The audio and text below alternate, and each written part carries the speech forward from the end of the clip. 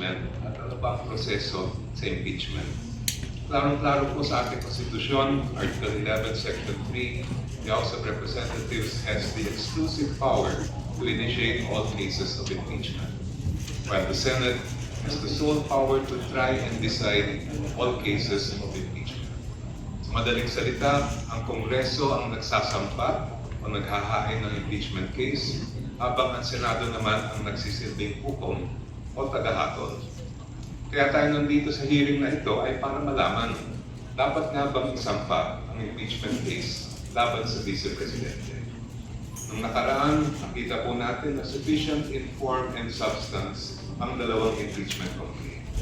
Ibig sabihin nito, sapat o tama ang forma ng mga reklamo at may sapat na nilalaman para musad tayo sa pagdinig nito. Nakita din ng committee na ang impeachment complaint ay sufficient in grounds o may sapat na batayan. Sa puntong ito, mismo ang konstitusyon ang nag-uutos sa Committee on Justice na magsagawa ng hearing. Ano naman ang ihihiring natin?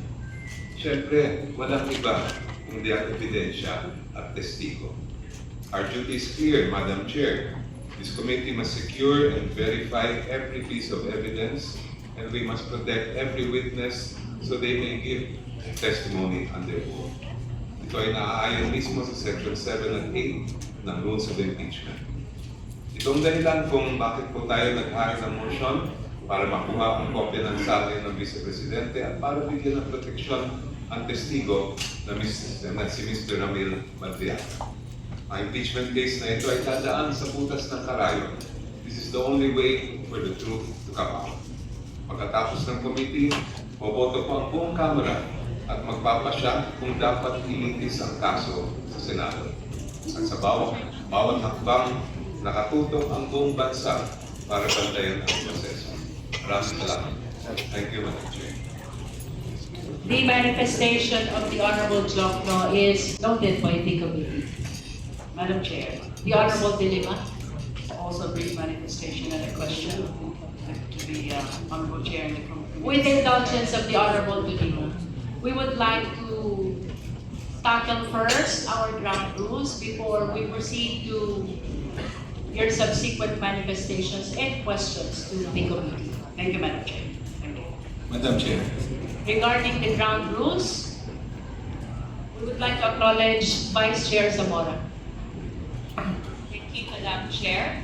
Bago po tayo magsimula sa deliberasyon ukol sa pagtukoy ng probable cause sa impeachment proceedings na ito, kinakailangan magtakda ng ating chairperson ng ilang panuntunan upang matiyak ang maayos, patas at episyenteng pagtatalakay. Ang komite ay may 38 na regular miyembro. Ang quorum ay 1/5 ng kabuuan. Ang ex-official members ay may boses at may boto. Ang mga nais magsalita ay kailangan makipag-ugnayan sa committee secretary upang maitala ang kanilang pangalan. Magkakaroon tayo ng alternating recognition ng minority at majority na may 5 minuto bawat isa. Maaari tayong magbigay ng second round kung may oras pa po. Hinihiling ng chairperson na hintayin muna ang kanyang pagkilala bago magsalita upang mapanatili ang kaayusan.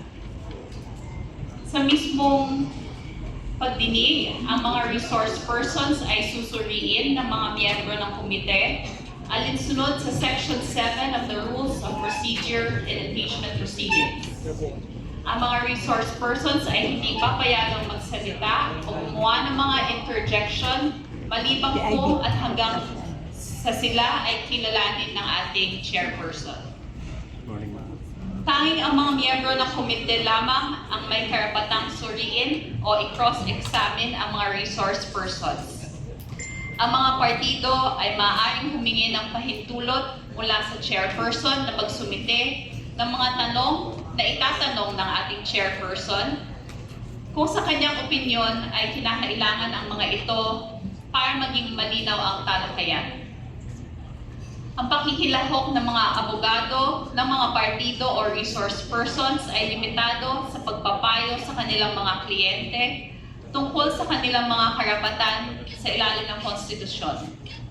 Dapat silang sumunod sa wastong kagandahang asal at hindi sila papayagang magsalita o gumawa ng mga interjection maliban kung at hanggang sa sila ay kausapin o kilalanin ng chairperson.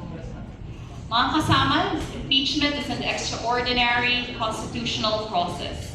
It demands sobriety, discipline, and unwavering respect for the rule of law. Hindi personalidad ang ating hinaharap ngayon, kundi ang ating constitutional duties. Thank you very much, Madam Chair.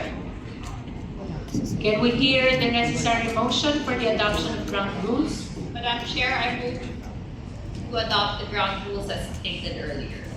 There is a motion to adopt the ground rules read by the Honorable Zamora. Do I hear a second? Madam Chair, Is there any objection? discussion. The Honorable Rodriguez. Madam Chair, the right to counsel is assured by the Constitution.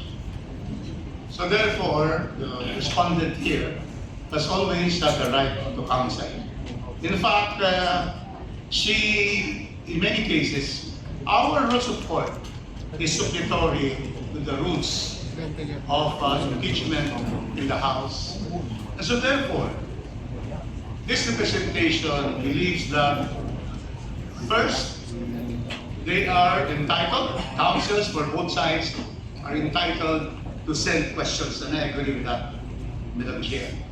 But what I would like to emphasize is that the Vice President can always designate their counsel to appear in all the proceedings, so that we should be able to state there that the right to counsel, the right to be heard by herself or counsel is assured by the Constitution. But we know the response of the proponent of the motion as to that particular observation.